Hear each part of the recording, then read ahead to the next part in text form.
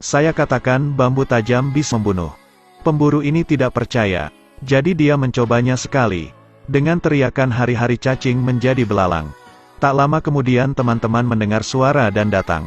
Melihat pemandangan mengerikan ini, tentara Jepang pasti bergidik. Lalu mereka mencari pemburu. Tapi pemburu telah memasang jebakan. Mao Jun tidak hati-hati dan hampir tewas. Melihat bambu tajam di mana-mana, Mao Jun langsung menjadi waspada. Hasilnya dia terpeleset dan hampir tewas lagi. Perangkap berturut-turut membuat Mao Jun sangat marah. Dia melampiaskan amarahnya pada jebakan. Saat akan pergi perangkat di tanah aktif. Begitu saja Mao Jun tewas.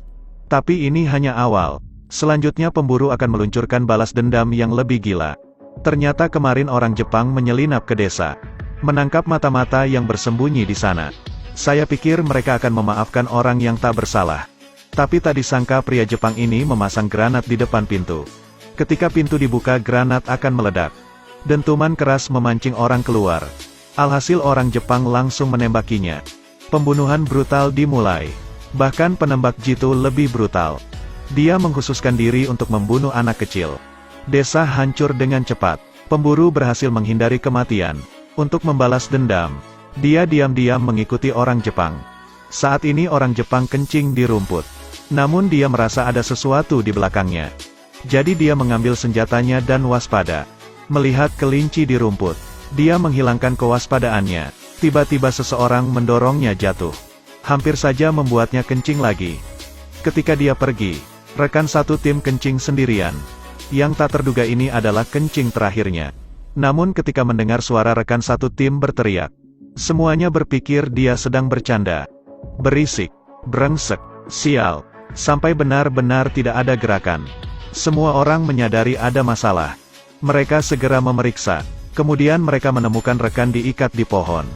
Mereka segera membantunya melepaskan talinya. Tiba-tiba rekan pergi ke leluhurnya. Segera setelah itu semua orang segera waspada. Pisau tiba-tiba terbang ke arahnya. Pemburu meloncat untuk menangkapnya. Lalu bersihkan dan rapikan. Dia telah membunuhnya. Tapi tidak ada waktu untuk pergi. Pemburu itu dikepung. Orang Jepang memukulinya dengan tongkat. Saat mereka hendak menembak, kepala petugas mencegah. Mengatakan jangan membuang amunisi. Menyuruh untuk mengeksekusi dengan pisau. Tanpa diduga saat lawan mengayunkan pisau, pemburu tiba-tiba membungkuk dan mundur. Kemudian merebut pisau lawan. Melakukan serangan balik. Rekan-rekan melihatnya sudah lama tidak datang. Jadi mereka kembali untuk memeriksa. Pemburu segera kabur. Memancing orang Jepang ke pegunungan jauh di dalam hutan. Dia berburu sepanjang tahun.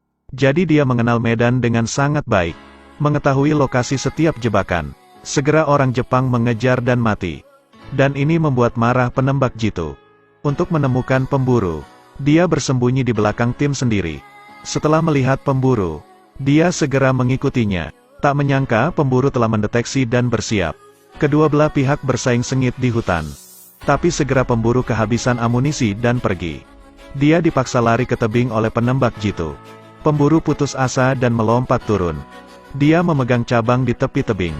Kemudian bersembunyi di sebuah gua. Setelah penembak jitu pergi, pemburu segera naik. Dengan pelajaran sebelumnya dia mengetahui cara menghadapi mereka. Jadi bersiaplah menggunakan bambu runcing. Dia membunuh musuh lagi. Ketika tim semakin kecil dan kecil, satu dari tim dengan emosi ingin membunuh dia.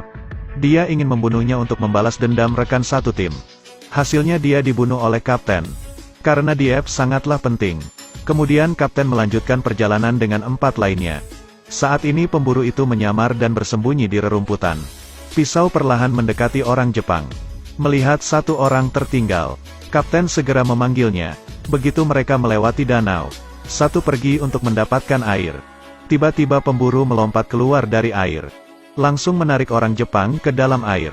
Saat rekan satu tim tiba, mereka hanya melihat topi mengambang. Setelah hari yang melelahkan, mereka memutuskan untuk beristirahat. Kapten memanfaatkan kesempatan untuk minum air. Pemburu mencari waktu yang tepat untuk membidik tenggorokannya. Hasilnya panahnya meleset.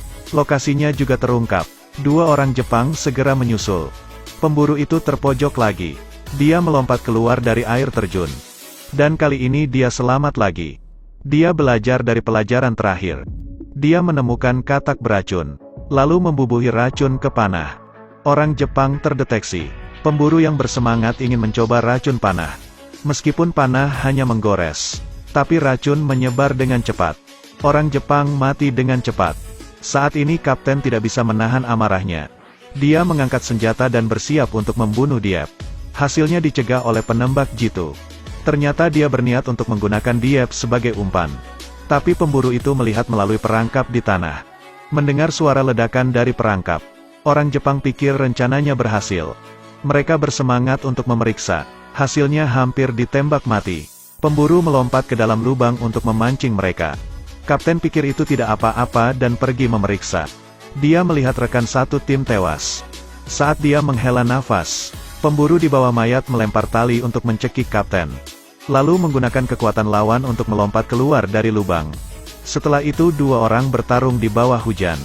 Saat ini penembak jitu membidik dalam kegelapan. Menunggu kesempatan untuk menembak.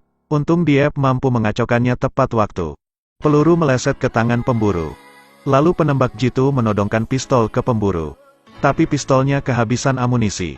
Penembak jitu tidak ingin mengakhiri hidup pemburu dengan mudah. Dia menekan ke dalam lubang peluru di tangannya.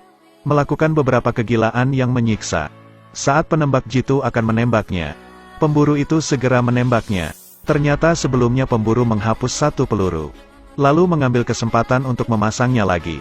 Melihat itu Kapten segera berdiri. Dia menekan pisau pada pemburu. Melihat pemburu akan dibunuh, Diep segera melemparkan pisau ke atas. Pemburu segera mengambil pisau untuk melawan. Akhirnya Kapten juga terbunuh. Kapten dan anggota timnya dikirim ke neraka. Terima kasih sudah menonton. Ikuti terus Edelweiss Review untuk mendapatkan review film terbaru.